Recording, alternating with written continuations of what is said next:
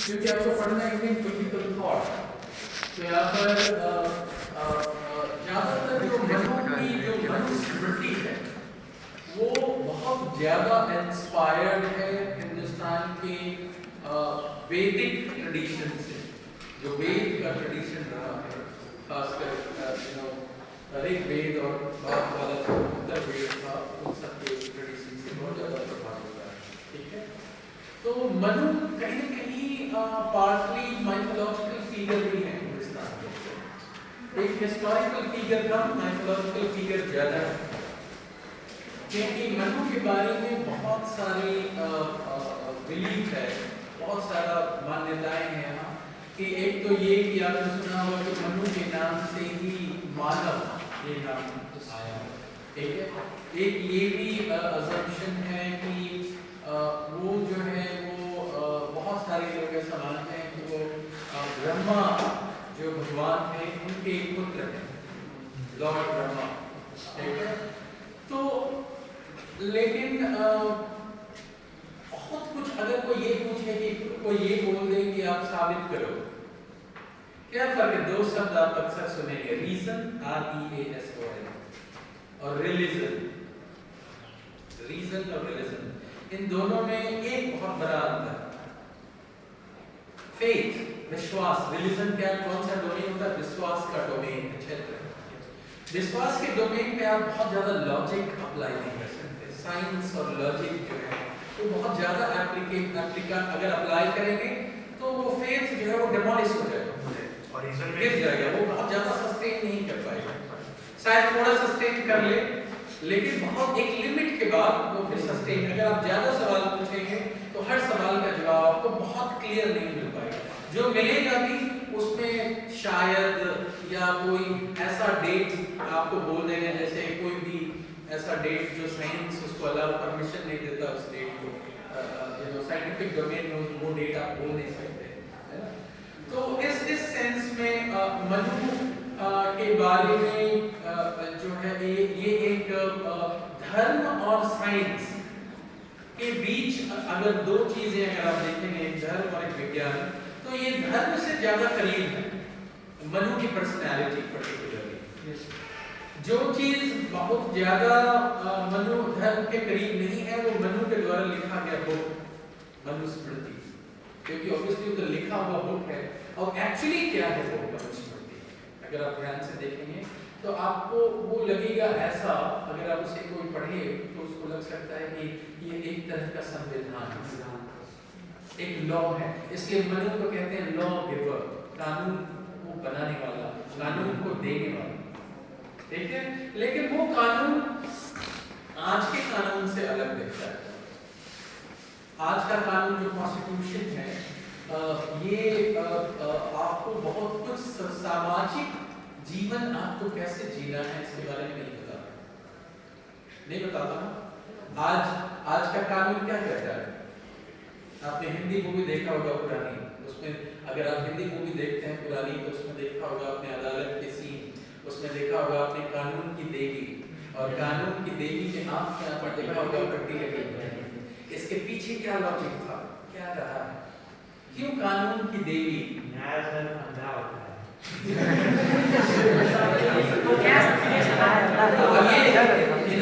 इन्होंने कहा सही, लेकिन कहने का तरीका ऐसा था कि वो गलत दर्शन था, है ना। क्योंकि आप इसको कैसे इंटरप्रेट भी कर सकते हैं कि कानून अंधा है, तो ये तो नेगेटिव चीज हो गई, यानी कोई भी अंधा चीज को देखा है, लेकिन कहने का तरीका है। लेकिन एक्चुअली अगर आप देखें कि कोई अंधा है तो ये आपको बुराई नहीं, उसकी कुछ अच्छाई भी है। क्योंकि अगर इमेजिन करो कि कोई एक अंधा व्यक्ति है और आप दो व्यक्ति उसके सामने गया न्याय मांगने, दो व्यक्ति, ठीक है, तो कुछ चीजें तो उसको बिल्कुल नहीं देखेगा कि वो न्याय मांगने वाला व्यक्ति हिंदू है या मुस्लिम, नहीं देखेगा, ब्राह्मण है या दलित, उसे ये भी नहीं दिखाई पड़ेगा, हिंदी बोलता है या तमिल, उसे ये भी नहीं दिखाई पड़ेगा, यूपी का है या केरला का या कर्नाटक का, ये भी नहीं दिखाई पड़ेगा। तो ये जो इन सारे जो जितने नाम लिए मैंने, पुरुष है या स्त्री, ये भी नहीं दिखाई पड़ेगा। और एक्चुअली इंसान जो है वो हर जगह बायस्ड, इंसान बायस्ड प्राणी ही है। आप नहीं भी चाहोगे तब भी आपके दिमाग में बहुत सारे बायसेस हैं जो घूमते रहते हैं, और वो बायसेस की होते हैं, मैन कहीं ना कहीं बायसेस के साथ जन्म लिया। जैसे अगर आपका जन्म ब्राह्मण परिवार में हो जाएगा तो इसमें आपका ज्यादा दोस्त नहीं है, क्योंकि कोई भी इंसान किसी का दोस्त नहीं है, क्योंकि कोई किसी ने चुना ही नहीं कि आपका जन्म कौन सा परिवार में होना है, कि आपकी चॉइस तो आपसे तो किसी ने पूछा नहीं चॉइस। यस, ठीक है। तो ये एक ठीक है, समझ में आया आपको। लेकिन अब आप बार बार सुनोगे बचपन से कोई चीज कि ब्राह्मण बहुत सुपीरियर होते हैं, बाकी सबसे ऊपर होते हैं। अगर ये बात एक छोटे से बच्चे को बताया जाए शुरू से, तो जब वो 16 साल 18 साल का हो जाएगा तो ऑब्वियसली उसके दिमाग में से एक आइडिया बहुत गहरा रूप ले लेगा कि ब्राह्मण सबसे सुपीरियर है, बाकी सब इंफीरियर है। अब सिर्फ आप इतना ही अगर मान लेते हो तो बायसनेस तो आ गई ना। बाकी कोई भी आपके साथ एक्स हो या नॉन ब्राह्मण, तो आप मानोगे कि आप तो इंफीरियर हो ही, चाहे आप ना बोलो, चाहे आप उसको कभी नहीं बोलो पूरी जिंदगी, लेकिन आपके दिमाग के अंदर तो वो बात है ना बात, उससे तो नहीं छुटकारा पा गया, ठीक है। तो बात वो है, उसी तरीके के बायसेस इवन पुरुष और स्त्री के बायसेस हैं। आप पुरुष हैं और हर ट्रेडिशनल विज्ञान समाज में ये पुरुषों को सिखाते आया है, हर शास्त्र वास्तव में, जितना भी, चाहे इस्लामिक हो या क्रिश्चियनिटी हो या यूरोप हो, इंडिया हो, हर जगह लोग ये मानते आ रहे हैं कि पुरुष जो है वो स्त्रियों से सुपीरियर होते हैं। और नॉर्थ इंडिया में तो खासकर बेटों के प्रति प्यार और चाहत बहुत ज्यादा है ना, बहुत ही ज्यादा। बेटियों को तो अब जाकर के प्रॉपर्टी में शेयर मिला, वो भी नहीं मिलता, अभी विकसित कानून में है, लेकिन रियलिटी में कहाँ है? नहीं सर, ऐसा नहीं। रियलिटी में अभी भी अगर बहुत सारी बेटियां अगर क्लेम कर दे तो वो दुश्मन हो जाएगी फैमिली। वो अलग डिबेट है, लोग अभी उसमें नहीं जाएंगे, जाइए वाले, क्योंकि उसमें घुसने के बाद फिर वो लंबा डिबेट हो जाएगा, तो बाद में हम लोग करेंगे। मेरा ये मानना है कि डिबेट करना चाहिए। शिक्षा का एकमात्र उद्देश्य एग्जाम पास करना है। मैं हमेशा ये मानता हूं कि एग्जाम तो आप पास कर ही लोगे, कोई रोकेगा नहीं, लेकिन शिक्षा के दो एम होने चाहिए। और एक खासकर कॉलेज में जब आप जाते हो तो आपने एक शब्द सुना होगा, सामाजिकरण, सोशलाइजेशन, और एक और वर्ड होता है उसको कहते हैं रीसोशलाइजेशन। सोशलाइजेशन का मतलब सामाजिकरण, जो जब आप बचपन में थे तो आपकी फैमिली, आपके पेरेंट्स, आपके स्कूल के टीचर्स, आपके पड़ोसी, आपके अंकल, आपके रिलेटिव, जिनसे भी आप मिले, सभी ने आपके सामाजिकरण में कोई ना कोई रोल प्ले किया। आपकी फैमिली ऑब्वियसली सबसे ज्यादा। जब आप कॉलेज में आते हैं तो समाज शास्त्री ऐसा मानते हैं, सोशियोलॉजिस्ट, आपका रीसोशलाइजेशन होता है। ऐसा क्यों मानते हो? क्योंकि ऐसा माना जाता है कि समाज में जब आप आ रहे हैं, जब कॉलेज में, तो आप मैच्योर हो गए, एटलीस्ट 16, 17, 18 साल के अराउंड हो जाते हैं, यानी आपकी सोचने समझने की शक्ति अब बहुत ज्यादा डेवलप हो गया। पहले तो आपको समाज ने बना दिया जो भी बनाना था, ठीक है, जो भी उसको समाज और परिवार और आपकी जाति धर्म ने जो कहा वो बन गए। लेकिन अब 18-20 साल के बाद आपको क्या बनना है ये आप खुद डिसाइड करेंगे, ये आपका इंडिविजुअल डिसीजन होगा। और वो डिसीजन आप अपनी किताबों को पढ़ के ले सकते हैं, क्लासरूम को पढ़ के ले सकते हैं, और पूरी दुनिया आपके सामने खुली किताब की तरह, पूरी दुनिया। अब आपके ऊपर निर्भर है कि आप अपने आप को एक छोटा सा कमरे में बंद कर दें या फिर आप कहें कि ये आपका पूरा संसार, पूरा दुनिया आपका है। तो इस तरीके से ये आपके ऊपर चॉइस है कि आप कितना नैरो और कितना ब्रॉड माइंडेड होना चाहते हैं। बाकी इसलिए किताब और कॉलेज को रिसोशलाइजेशन होता है। यानी कमिंग बैक टू वो जहाँ से हमने शुरू किया, तो Manu coming back to Manu जो है वो एक तरीके से आप हिंदू धर्म की बहुत सारी जो बेसिक चीजें हैं वो मनु अपने मनुस्मृति में, वेद की जो संस्कृति है। अब आप देखोगे, कल मैं आपको थोड़ा हिस्टोरिकल ओवरव्यू दे रहा था कल के क्लास में, उसमें जो ध्यान देने वाली बात इंडिया से रिलेटेड है वो ये है कि इंडिया में दो मेजर सिविलाइजेशन हुआ है एंशिएंट इंडिया में। एक को कहते हैं इंडस वैली सिविलाइजेशन, ठीक है, और वो आया था ब्रॉन्ज एज, और दूसरा आया वैदिक संस्कृति।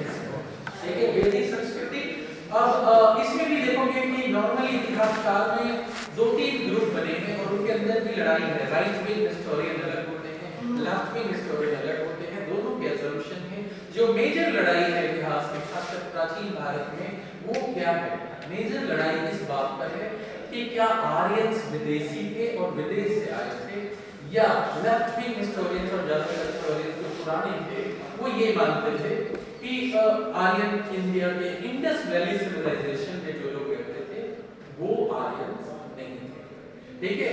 और जो बाद में, इसमें भी थोड़ा सा फ्लक्चुएशन है डेट में, कोई कहते हैं अराउंड 1800 1800 बिफोर क्राइस्ट से लेकर 1500 ईस्वी बिफोर क्राइस्ट, इस ईस्वी के आसपास आर्यंस जो है वो इंडिया में इंटर करते हैं। और एक्चुअली इंडस वैली सिविलाइजेशन को जो डिस्ट्रॉय किया जिन्होंने वो आर्यंस ही थे, ठीक है। और उनके अपने लॉजिक है, ये लोग डिटेल में नहीं जाएंगे, बहुत सारी लॉजिक है कि कैसे वो सेंट्रल एशिया से आए और आगे एक बहुत बड़ा रेशनल स्टॉक था, उसका बहुत सारा ग्रुप जो है वो नॉर्थ यूरोप में भी चला गया। जैसे जर्मनी में भी लोग ये क्लेम करते हैं कि वो आर्यंस है, और वही बल्कि स्कैंडिनेवियन कंट्रीज और यूरोप के बहुत सारे पार्ट में लोग आर्यंस होने के भी क्लेम करते हैं। आप जानते हो हिटलर ने अपने आप को, हिटलर और जर्मनी के नाजी सेना ने प्योर आर्यंस अपने आप को मानते थे। और जो स्वास्तिक का सिंबल आप देखते हैं वो भी आपने देखा होगा, नाजी सिंबल जो हिटलर ने यूज किया था, वो स्वास्तिक से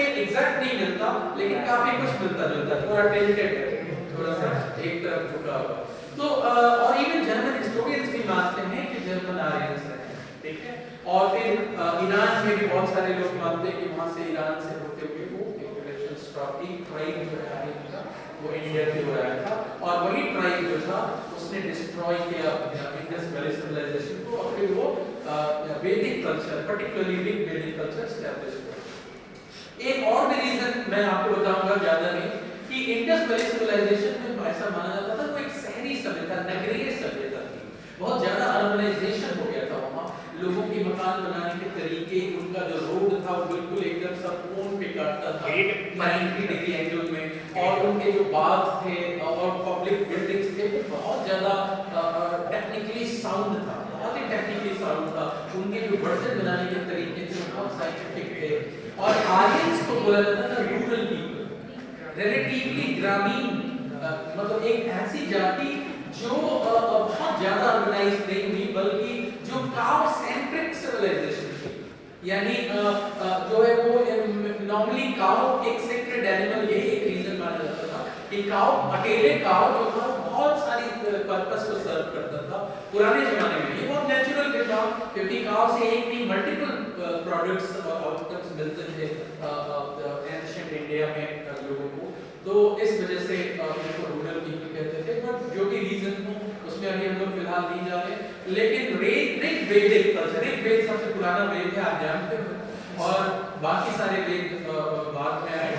तो ये जो ऋग्वेदिक है, एक बहुत बड़ा फर्क है, दो शब्द आपके सामने आएंगे अर्ली इससे रिलेटेड, एक को कहते हैं अर्ली ऋग्वेदिक, एक को लेट ऋग्वेदिक, यानी कि एक हो गया पूर्व वैदिक और एक हो गया उत्तर वैदिक, ठीक है, एग्जैक्टली। तो इस तरीके से लगभग आप मान लो कि 1500 ईस्वी या 1700 से लगभग 900 बिफोर क्राइस्ट, ये जो रफली है वो अर्ली वैदिक पीरियड के रूप में है। 900 के बाद से बहुत सारे लेटर वैदिक पीरियड स्टार्ट हुआ, ठीक है। तो मनु, अब इसमें भी देखो दो विचार अवेलेबल हैं। एक तो मनु के जो विचार हैं, लोग कहते हैं कि मनु लेटर वैदिक पीरियड के भी नहीं है, बल्कि ये जो है वो बुद्ध के बाद आया है, ठीक है। बहुत सारे विचारकों का मानना है कि मनु स्मृति कब लिखा गया, एग्जैक्ट डेट नहीं पता, एग्जैक्ट डेट तो बिल्कुल नहीं पता। तो जब एग्जैक्ट डेट नहीं पता है तो इतिहासकार या एंथ्रोपोलॉजिस्ट क्या कहते हैं, एक डेट अनुमान लगाते हैं, लेकिन वो अनुमान का मतलब आप ये मत समझना हवा में अनुमान लगाया नहीं, उस अनुमान का साइंटिफिक आधार होता है। भविष्यवाणी दो तरह की होती है, ठीक है। एक वो लोग हाथ देखकर या सिर्फ देखकर या कुछ भी देखकर भविष्यवाणी कर देते हैं, वो साइंटिफिक भविष्यवाणी नहीं होती। और एक भविष्यवाणी होता है जो वैज्ञानिक तरीके से की जाती है, जो सोशल साइंटिस्ट करते हैं, कार्बन डेटिंग, हाँ, बहुत सारे फैक्टर्स होता है। सोशल साइंटिस्ट बहुत सारी प्रेडिक्शन करते हैं, लेकिन उसका आधार वैज्ञानिक होता है। ठीक है? हाँ बहुत सारी मतलब कार्बन डेटिंग भी है इसमें से, सही कह रहे हो आप। पिलर्स भी हैं, कुछ बुक्स भी हैं जिसको एस्टैब्लिश किया गया, कुछ और भी जैसा मैंने बताया कि कार्कसेस जो होते हैं, जो डेड बॉडीज जो कंकाल पाए जाते हैं, उससे भी एक डेट का रखा गया था, और भी बहुत सारे इसी तरीके का बहुत सारी चीजें हैं। तो ठीक है, तो इस तरीके से तो मनु कहते हैं लोग कि वो पूरा वेद का सार, अगर ये भी सत्य, बहुत लोग का अनुमान है कि वो 400 बिफोर क्राइस्ट से लेके 400 आफ्टर क्राइस्ट, ये जो 7 साल 8 साल का समय, 800 साल का, इसी बीच किसी समय मनुस्मृति लिखी गई। वेद के समय दो चीजें बहुत पॉपुलर थी, एक को कहते थे स्मृति, दूसरे को कहते थे श्रुति। श्रुति और स्मृति, क्योंकि आर्यंस को बोला जाता था ये बहुत ज्यादा लिखने में विश्वास नहीं करते, ठीक है, बल्कि इनका विश्वास ओरल ट्रेडिशन में ज्यादा था। ओरल ट्रेडिशन किसको कहते हैं? जैसे कि बहुत संवाद, एक हो गया संवाद, दूसरा क्या हुआ कि जैसे मान लो अभी आपसे मतलब आप सभी ने कहा कि बहुत सारे आज का जनरेशन रामायण या महाभारत सिर्फ इसलिए जानता है कि क्योंकि उसने टीवी सीरियल देखा, राइट? लेकिन इसके पहले क्या था कि रामायण की स्टोरी एक जनरेशन दूसरे जनरेशन को पास ऑन करती थी। सुनते सुनते फादर का जनरेशन जो है अपने सन जनरेशन को पास कर दिया, उसका जो है नेक्स्ट जनरेशन को उसने पास कर दिया, और पता चला हजारों साल कुछ खास कहानियां लोग जान रहे हैं, जबकि कोई टेक्नोलॉजी ना तो लिखी गई है कहीं पर और ना ही कहीं वो संरक्षित है, ठीक है? तो इस सेंस में जो मनु के विचार हैं वो एक सेंट्रल आइडिया में ऋग्वेदिक थॉट का या उसमें लेटर वैदिक थॉट्स के भी कुछ आइडिया इंक्लूडेड, ठीक है?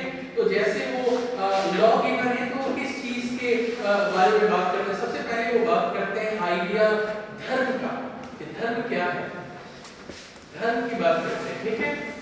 धर्म अब ये देखोगे कि धर्म एक तरीके का पुराना कानून था।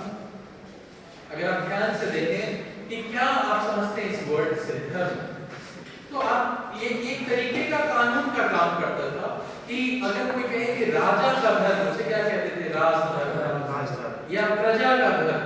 तो राजा का प्रजा के लिए क्या धर्म है, प्रजा का राजा के लिए क्या धर्म है, पिता का पुत्र के लिए क्या धर्म है, पुत्र का पिता के लिए क्या धर्म है, उसी तरीके के सारे रिलेशन सब के ऊपर एक रफ अंडरस्टैंडिंग या आइडिया था कि किसका धर्म क्या है।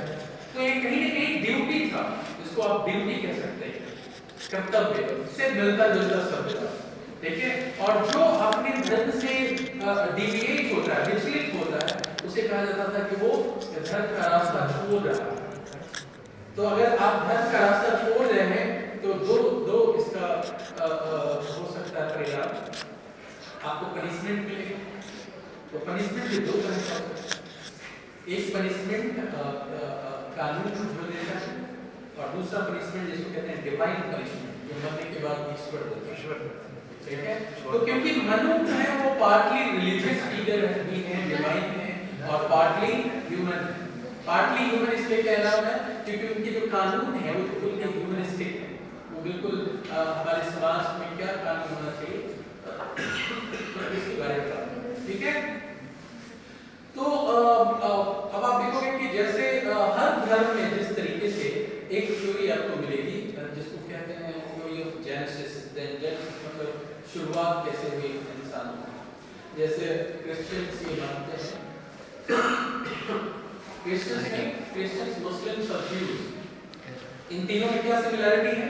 इन तीनों का एक ही ट्रेडिशन है, उसको क्या कहते हैं? Abrahamic tradition. इनके जो पूर्वज है वो कॉमन है। सो उस ट्रेडिशन में मानते हैं कि पहला मैन, पहला वुमन कौन था? Adam and ewe.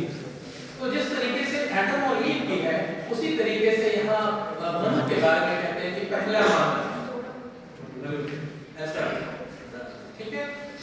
तो मनुस्मृति में ऐसा माना जाता है कि 2000 से ज्यादा वर्सेस हैं। वर्स समझते हो, एक वर्ड्स होता है यहाँ पे, एक पैराग्राफ है, ठीक है? एक स्टैंजा,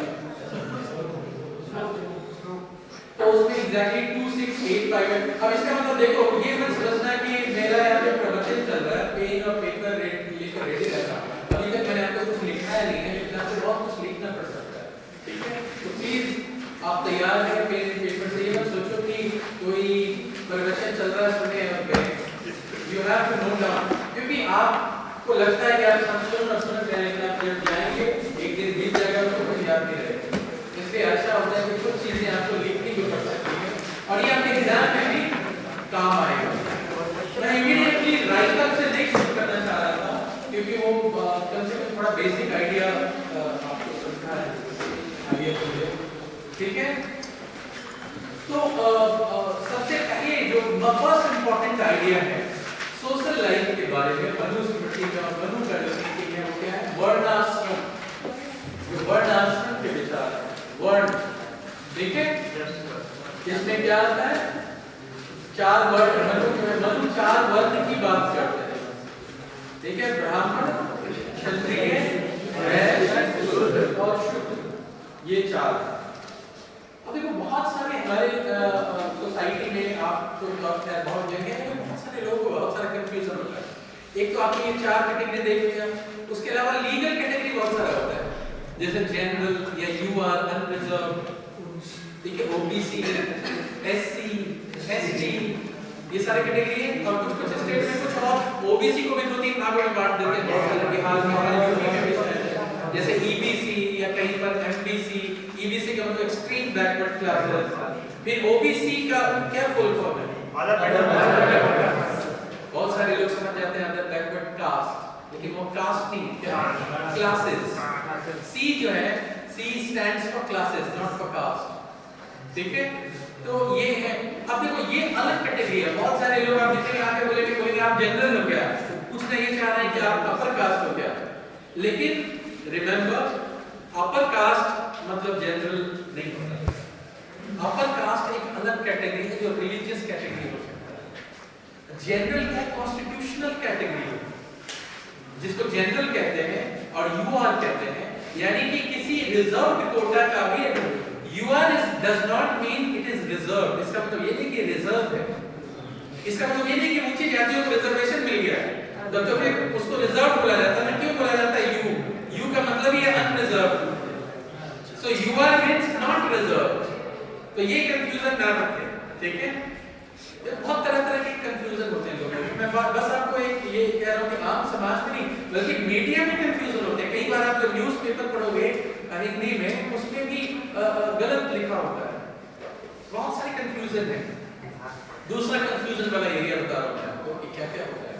दूसरा एरिया में आपको बताता हूँ कि लोग चार वर्ड में, अभी मैंने बोला चौथा वर्ड क्या था, शूद्र। तो लोग सोचते हैं कि ये शूद्र का मतलब तो जरूर वही होगा दलित, जिन्हें दलित कहते हैं, या जिनको लीगली क्या कहते हैं, शेड्यूल्ड कास्ट, एससी।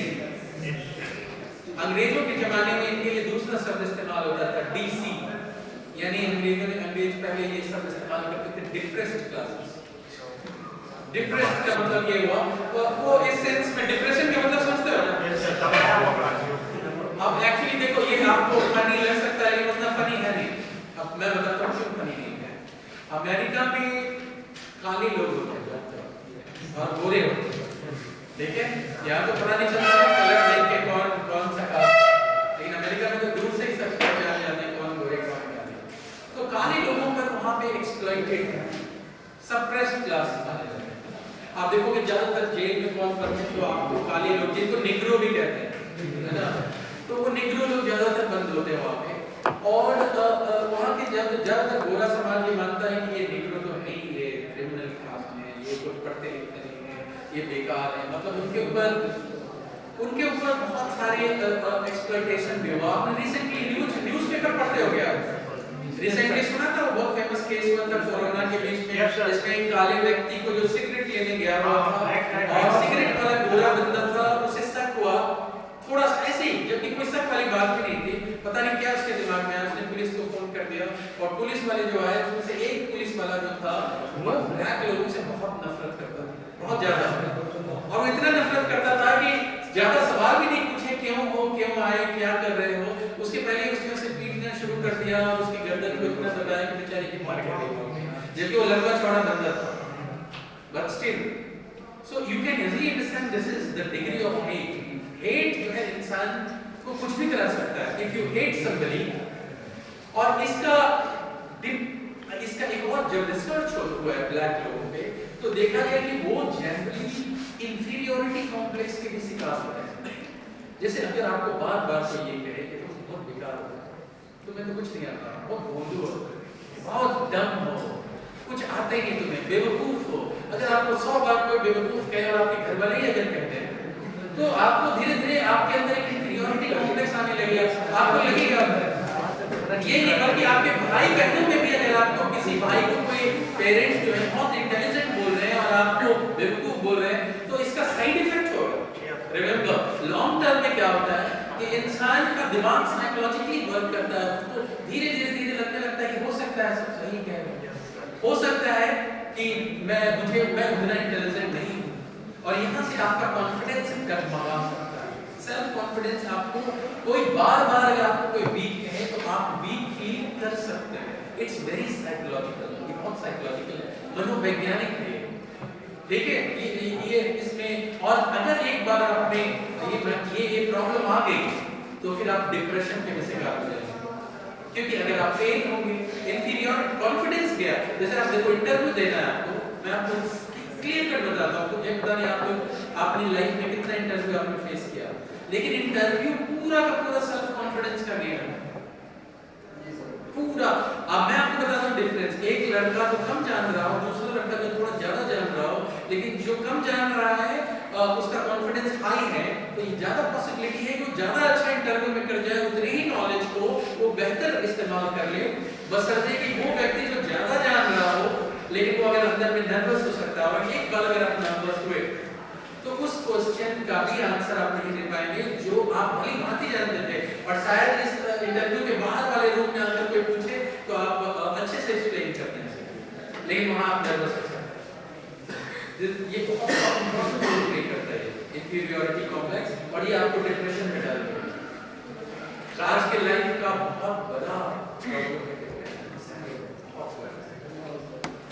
ओके, तो ये आप समझ में आ गए। ये कंफ्यूजन है। देखो तीसरा कंफ्यूजन क्या है, अक्सर न्यूज़पेपर आप पढ़ेंगे तो या मीडिया अगर आप न्यूज़ देखते होंगे, अक्सर न्यूज़ एंकर ये सवाल अक्सर एक साथ इस्तेमाल करते हैं, सवर्ण जाति।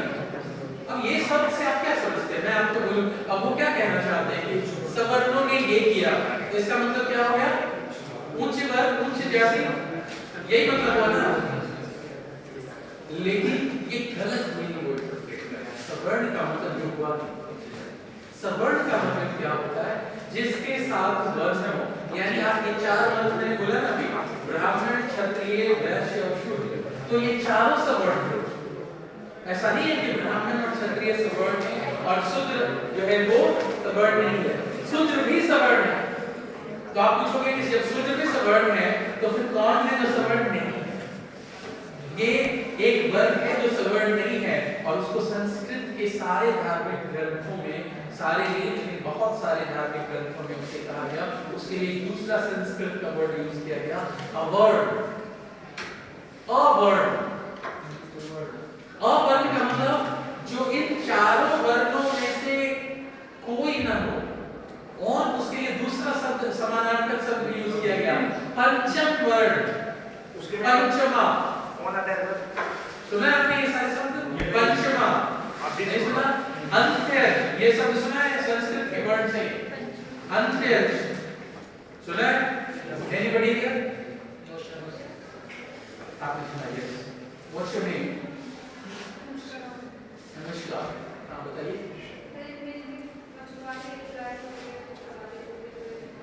तो बहुत सही अप्रोक्सीमेशन आपका बैठे। एक्चुअली अंत्यज का मतलब एक्चुअल लिटरल मीनिंग है इसका, अंत में रहने वाले लोग। आप लोग गांव से, आप सभी का तो गांव होगा, है ना? तो गांव के स्ट्रक्चर से आप फैमिलियर होंगे। गांव का एक स्ट्रक्चर होता है, जरूरी नहीं ये सब में मिले, लेकिन मेजॉरिटी में मिलेगा, कुछ में नहीं मिल सकता। वो गांव को अगर आप ध्यान से देखेंगे तो गांव, जहां गांव के जो परिधि है, जहां खत्म हो रही है, जहां गांव का बाउंड्री है, जहां गांव एंड हो रहा है, विलेज एंड हो रहा है, वहां यानी अंत में कुछ लोग रहते हैं, ठीक है? वो कौन लोग? उन्हीं को अंत्यज कहा गया, जो अंत में रहने वाले लोग। तो कौन थे वो? वही जिनको कहते हैं दलित। अब बहुत सारे लोग समझते हैं, आपको ये भी लग सकता है कि शूद्र तो उन्हीं को कहते हैं। They are not शूद्र, दलित are not शूद्रस। शूद्र they are not शूद्र, शूद्र नहीं है, उनके लिए दूसरा शब्द है और उनके लिए एक और शब्द होता है, उसको कहते हैं अति शूद्र। अति शूद्र से भी नीचे, क्योंकि शूद्र तो वर्ण है। मैंने बोला ना 4 वर्ण, मनु ही खुद 4 वर्ण की बात कर रहे हैं। तो जब तो सवर्ण ये 4 हो गए, लेकिन ये न्यूज़पेपर वाले ये तो पढ़े लिखे होते हैं, जो कहीं से डिग्री कुछ भी कर लिया, कहीं से कोई डिग्री खा के अप्रोच लगा के लीडर से नौकरी ले लेते हैं, तो उनको तो वो हमेशा ये सब का इस्तेमाल करते हैं। लेकिन जो भी पढ़ा लिखा व्यक्ति, खासकर जिसने रिसर्च किया, एक रिसर्च स्कॉलर से कभी आप इस शब्द इस शब्द का गलत इस्तेमाल नहीं करते। और इसीलिए कि अब अभी तो Manu does not talk about a word के बारे में मनु नहीं बात करते। क्या रीजन है इसका? इसका रीजन ये है कि मनु इसलिए नहीं बात करते थे क्योंकि मनु को पता ही नहीं था कि पंचम वर्ण भी है। क्यों नहीं पता था? क्योंकि उस समय दलित थे नहीं, क्योंकि उस समय मनु के समय 4 ही वर्ण थे।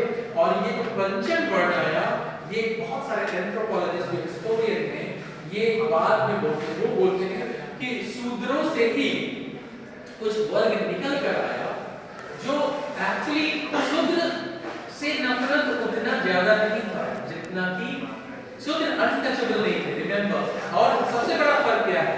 अभी आप लोगों को शायद ये शब्द हल्का लगे, अछूत, लेकिन आप 1947 के पहले ये सब बहुत स्ट्रॉन्ग था। अछूत मतलब कि जिसके छू लेने से भी आप ये हो जाए, आप खुद अछूत बन जाए, तो ये अपवित्र बन जाए। ठीक है, अनटचेबल्स जिसको कहते थे, जिसके लिए डॉक्टर अम्बेडकर ने काफी फाइट किया। ठीक है, और इसीलिए आप समझ सकते हैं कि लोग आज के डेट में कुत्तों को भी अपने बेडरूम में सुला लेते हैं, लेकिन इंसान जो कि शायद इस प्रकृति का और इस धरती का सबसे बेहतर स्पीसीज है, उसको इस डिग्री तक नफरत करना कि आप उसे टच भी नहीं करना चाहते, और टच कर गए तो वो पवित्र हो गया, ये बहुत ज्यादा हेट्रेड को सिंबलाइज करता है, का सिंबल है। ठीक है, तो ये जो है, और डॉक्टर अम्बेडकर को अगर आप खुद पढ़ेंगे, अम्बेडकर ने खुद ही लिखा है, बहुत फेमस बुक है अम्बेडकर की, who were the untouchables. Untouchables कौन थे, कहां से आए थे? देखिए, आज आपको बहुत सारी समस्याएं शायद नहीं दिख रही होगी, लेकिन आज से 50-60 साल पहले बहुत ज्यादा समस्या थी उनके साथ। आज तो बहुत सारा राइट्स मिल गए उन्हें। 70 सालों में उनकी स्थिति बहुत अच्छी हो गई, बेहतर हो गई, काफी अच्छी हो गई है। लेकिन पहले तो बहुत बुरी स्थिति थी, एंटर नहीं करेंगे, दूर से एंटर करेंगे, और उनको गांव में एंटर नहीं थी, गांव में एंटर थी तो बहुत सारे उनको बोल दिया जाता है कि शायद बाकी सारे लोग साइड हट जाओ। कई जगह तो उन्हें बोला जाता है कि आप रुक नहीं सकते नीचे गांव में, और झाड़ू लेके आते थे कि जहां जहां आपके पैर के निशान पड़े, जब वापस जा रहे तो उसको बुहारते चलो ताकि वो पैर के निशान, क्योंकि उस निशान पर अगर कोई चले तो वो भी जो है कॉन्ट्रीब्यूट हो सकता है। तो इसीलिए वो था एक जमाने में। ठीक है, ऐसा मैं एक लाइन में बताऊंगा आपको, डिफरेंस की ज्यादा समय तो नहीं है, एक लाइन में बस आपको बताता हूं कि क्या डिफरेंस था अकॉर्डिंग टू, क्योंकि अम्बेडकर एक एंथ्रोपोलॉजिस्ट थे, अम्बेडकर ने डबल डॉक्टरेट जान सकते हैं, तो अम्बेडकर की बुक जो है वो एंथ्रोपोलॉजी की कैटेगरी में। तो उन्होंने ये बोला कि एक इश्यू के ऊपर जब मामला फंस गया हिंदुस्तान के अंदर, वो मामला फंसा लगभग बुद्धिज्म क्या है, और बुद्धिज्म और जैनिज्म जब हिंदुस्तान में बहुत पॉपुलर हुआ, तो उसके बाद एक चीज, शुरू में बुद्धिज्म बहुत पॉपुलर हो गया था राजस्थान में, और बिहार और इस तरह में भी जहाँ इस रीजन में तो खास कर पॉपुलर हुआ। तो उसके बाद उसमें एक चीज जो बुद्धिज्म और जैनिज्म एक चीज में बहुत ज्यादा बदल गया है, वो है वेजिटेरियनिज्म, क्योंकि जीव को मारना पाप है, ये है, और जीव को मारना पाप है, इसलिए आप ऑब्वियसली बहुत नेचुरल है कि बुद्धा ने कहा कि किसी जीव को खाने के लिए कम से कम ना मारो। ठीक है, यानी नॉन वेजिटेरियनिज्म को डिस्करेज किया। ठीक है, और ऐसा ज्यादातर लोग मानते थे। हमारे पास सिर्फ 5 मिनट है, ठीक है, कोई नहीं। ठीक है, तो ये तो इस वजह से ऐसा माना गया कि हिंदुइज्म जो है, ये हिंदू धर्म जो है वो बुद्ध धर्म के इन्फ्लुएंस में आकर उन्होंने एक नॉन वेजिटेरियनिज्म को एक्सेप्ट किया बहुत ज़्यादा। और बाद में ये जो अंग्रेज लोग थे यानी गाँव के आसपास में रहने वाले लोग, उनको ये ऑप्शन दिया गया कि आप भी छोड़ दो नॉन वेजिटेरियन खाना, लेकिन उन्होंने नहीं सुना, उन्होंने नहीं छोड़ा। एज ए रिजल्ट उनको इस तरीके से क्या कर दिया गया, बाइकआउट कर दिया गया कि अगर आप नहीं खाना नॉन वेज खाना तो उसको बाइकआउट करके उससे पुरानी प्रैक्टिस और बाकी वर्णन में और उसमें बैरियर ये कंप्लीट करना। ठीक है, तो ये आप समझ गए, आप ये सारे डिफरेंस आए हो आप समझ गए, तो सवर्णा भी समझ गए होंगे, अवर्णा भी समझ गए होंगे। एक और चीज है, बैठे तो वैसे लोग 5 मिनट